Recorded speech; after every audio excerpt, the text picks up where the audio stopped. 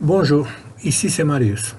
Dans cette vidéo, je vais vous montrer comment établir les bonnes proportions pour le croquis d'une pièce. Comme je l'ai déjà mentionné dans une vidéo antérieure, on va utiliser des unités de mesure et des instruments de mesure improvisés. Mon instrument de mesure sera le crayon pour apprécier les dimensions et les proportions. Et mon unité de mesure, dès que je commence à dessiner quelque chose sur la feuille quadrillée, c'est la case carrée de ce quadrillage. La pièce à dessiner en croquis, c'est cette pièce. Et je vais faire un croquis en 3 vues orthogonales. Mais ça peut être n'importe quelle pièce. On utilise exactement les mêmes méthodes pour opérer, pour établir les bonnes proportions. Alors, dans ma main droite, j'ai mon instrument de mesure, le crayon, et dans ma main gauche, j'ai ma pièce que je dois mesurer, disons. Et comme un dessinateur artistique, mais il le fait à la distance, voilà, je prends mon instrument de mesure et je le superpose à la pièce. Supposons que celle-ci est la longueur, et je la compare avec la largeur, on constate que les deux sont égales, disons. Et si je compare avec la troisième dimension, je constate que cette dimension elle est plus petite, un peu plus petite que la moitié de la longueur. Aussi, je considère que c'est intéressant ici d'apprécier le diamètre du cercle sur lequel se trouvent les centres de ces 4 trous. Ça veut dire ce diamètre, il est celui-ci. Or, si je compare ce diamètre à la longueur, on pourrait dire que cette valeur elle est d'environ 3/4 de la longueur. Dans ces circonstances, seulement pour éviter l'oubli et pour rendre les choses plus claires, mais on peut faire ça dans la tête. Un dessinateur avec expérience, il peut faire ça dans sa tête. On va écrire ici quelle est la longueur, quelle est la largeur et quelle est l'hauteur de la pièce.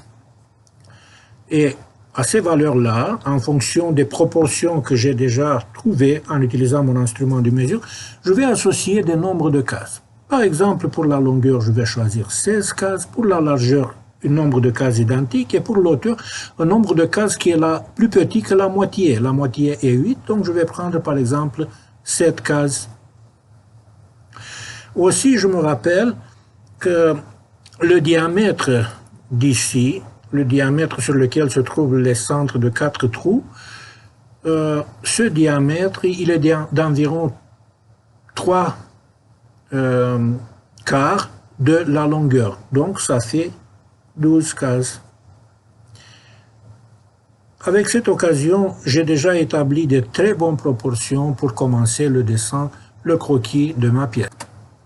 On va penser un petit peu de comment on va disposer les vues.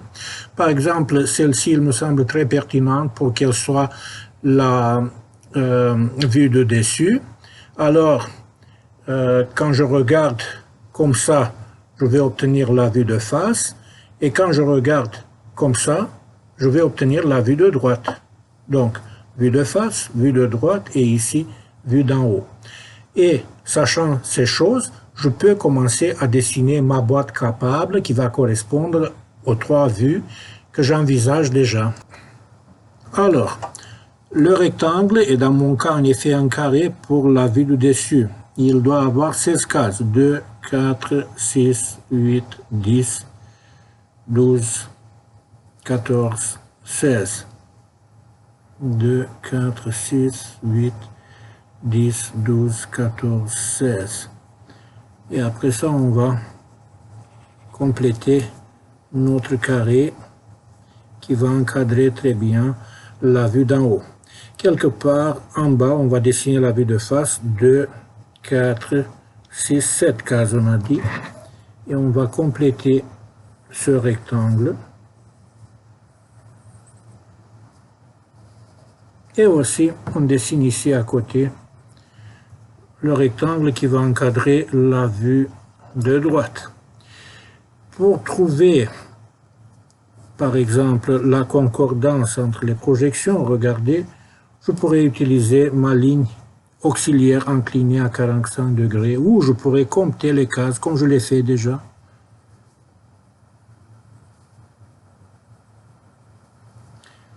Et voilà, ici je trouve un point, et après ça je descends, et j'arrive jusqu'ici. Voilà, en concordance,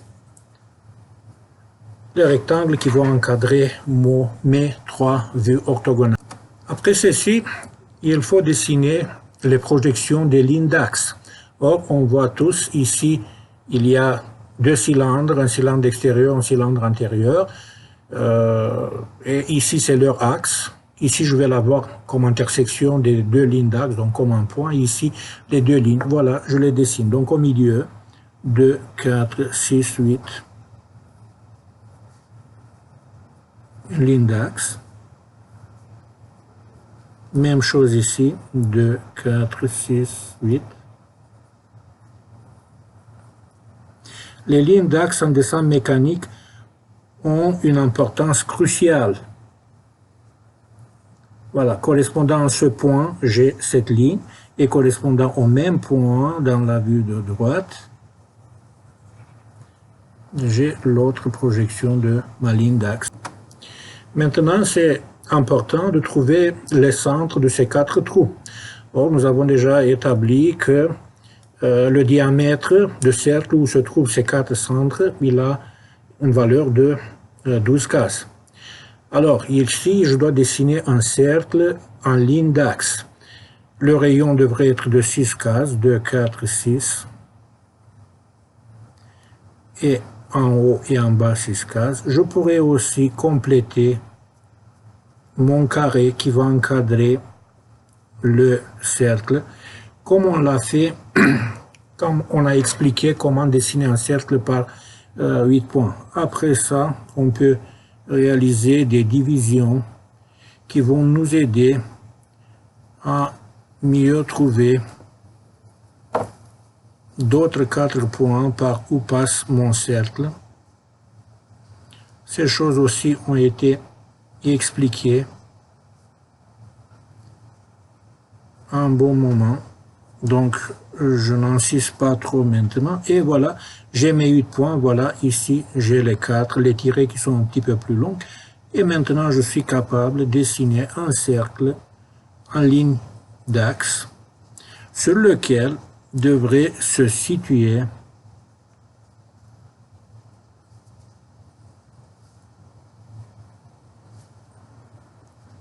mes centres des trous. Et où se trouve celle-ci? Donc elle se trouve à l'intersection de ces diagonales, en effet. Et ces diagonales, elles aussi, je pourrais les dessiner en ligne d'axe. Et correspondant à ce point d'ici, regardez, donc je descends d'ici avec une ligne de concordance et quelque part ici, une ligne d'axe courte. Je descends avec une ligne de concordance et quelque part ici, une ligne d'axe courte. Et la même chose, je le fais ici. En effet, ça devrait être la même distance. Ça veut dire, je compte d'ici 2, 4 et demi. 2, 4 cases et demi. Donc 2, 4 et demi, c'est parfait comme ça. Et la même chose ici, 2, 4 cases et demi. Voilà les projections des lignes d'axe. Avec tout ce que j'ai fait jusqu'à présent, j'ai établi les bonnes proportions entre les éléments à dessiner. Par contre, disons, j'ai oublié décomposer mon objet en solide simple. Or, je constate que j'ai une plaque carrée, un prisme rectangulaire carré, un prisme carré droit, pardon, celui-ci, longueur, largeur, épaisseur, un cylindre extérieur, diamètre, hauteur, un cylindre intérieur, voilà le diamètre, voilà l'hauteur, 4 trous carrés, voilà le diamètre, voilà la position, voilà l'hauteur de ce cylindre d'ici. On a les coins de mon prisme carré qui sont arrondis et aussi on peut constater qu'ici il y a un chanfrein conique. Donc tous ces solides que je viens d'identifier, je dois les dessiner au moment approprié. Quand on fait un croquis, on peut exagérer un petit peu les dimensions, les proportions de quelques éléments pour rendre le dessin plus clair. Par exemple, je vais prendre une dimension, une proportion de cette hauteur un petit peu plus grande. Donc je propose par exemple une case et demie. Donc l'hauteur, là voilà, une case et demie, d'ici jusqu'ici. En concordance, c'est ça. Et dans cette vue, la chose est déjà dessinée. Concernant le diamètre extérieur d'ici, on constate que ce diamètre, il est un petit peu plus petit que l'auteur qui reste ici. Alors, ici, l'auteur, elle reste de 5 cases et demi. Je pourrais prendre, par exemple, 5 cases. Alors, j'ai 2 cases et demi ici comme diamètre, comme rayon, pardon. Et après ça, puisque le cercle est plus petit, je peux oser dessiner mon cercle par 4 points. Le cercle qui correspond au cylindre. À la limite, je pourrais ajuster la forme, ce n'est pas ça très grave. Voilà les génératrices de contour et de la même manière 2 cases et demi ici. Voilà le cylindre extérieur. Après ça, je vais continuer avec le cylindre intérieur.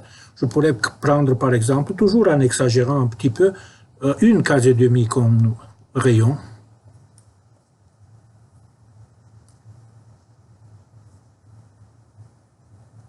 Je vais corriger ces éléments-là. Voilà, avec ligne cachée ici, ce qui correspond. Ici, nous avons dit qu'il y a un chanfrein. Supposons que le chanfrein il est à 45 degrés. Le voilà. Puisque j'ai le chanfrein, donc c'est une case de plus, donc il arrive jusqu'ici. Donc il va se confondre avec le cercle qui est déjà dessiné. Maintenant, pour les 4 trous d'ici, je pourrais prendre par exemple une dimension de... combien? Une case de rayon. Voilà, cercle. Et comme lui, voilà, je marque les points. Et après ça, je suis capable de dessiner un cercle.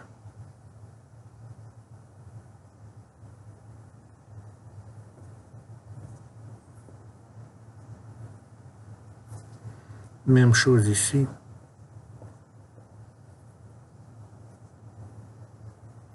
Voilà. Et ici, j'ai pris une case, voilà, ligne cachée. J'ai pris une case, donc ligne cachée. J'ai pris une case, donc ligne cachée. Une case, donc ligne cachée. Et le dernier élément que je dois dessiner, il s'agit des arrondis au coin. Or ici, je pourrais improviser un petit peu comme ça. Et voilà mon quart de cercle. Et voilà ici mon quart de cercle. Et voilà ici mon quart de cercle. Et voilà ici mon quart de cercle.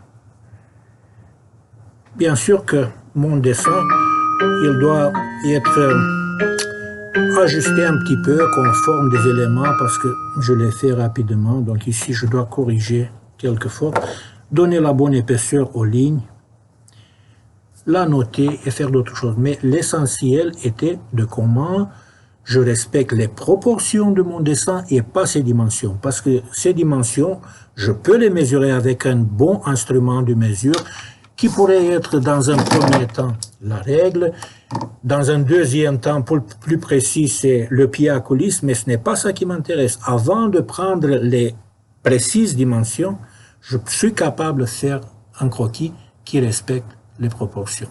Merci.